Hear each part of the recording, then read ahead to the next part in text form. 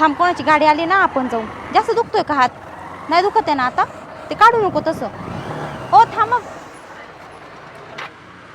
तू तू कुठं चालली? जायचंय, चल सोडतो. काय नको, जातो आम्ही. तुम्ही ओळखता का एकमेकांना?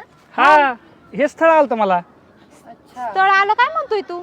बोल की, एक गर्लफ्रेंड म्हणून. तुला सांगितलं नाही वय याने काही?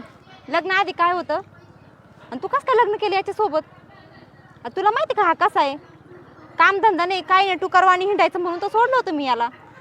तसलं सोडलं बिडलं नको सांगू. तू पण म्हणत होती लय मोठ्याकडचं स्थळ पाहिजे तर 4 चाकी पाहिजे माझ्या नवऱ्याकर, आणि आता तिथं माझ्या मोटरसायकल हात करती, त्याचं काय?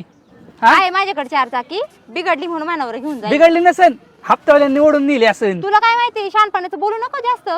तुझ्या अवतारावर बघून तर कळतं या. जास्त शिल्लक बोलू नको, कळलं ना? बाई तू पण नीट राहायच्या सोबत, नाही तुला सोडील वारेवर. हा, जसं मला सोडलं होतं.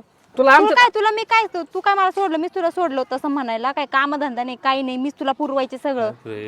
आता करतो कामधंदे. तब्येत खराब आहे.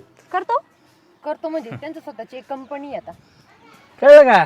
हे असं असतं. आणि ते पहिलं झालं ते पहिलं सोडून द्यायचं. आता ते नवीन आहे आणि तुझं ते असं एक असन. आता तो माझा नवरा आहे, त्याच्यामुळे मला माहिती माझा नवरा कसा आहे आणि कसा नाही. त्याच्यामुळे तुम्ही नका मला सांगू की त्याला सोडून देईन, नीट राय, हे ते. अगं उलट तुला राग यायला पाहिजे. ते लग्न आधीची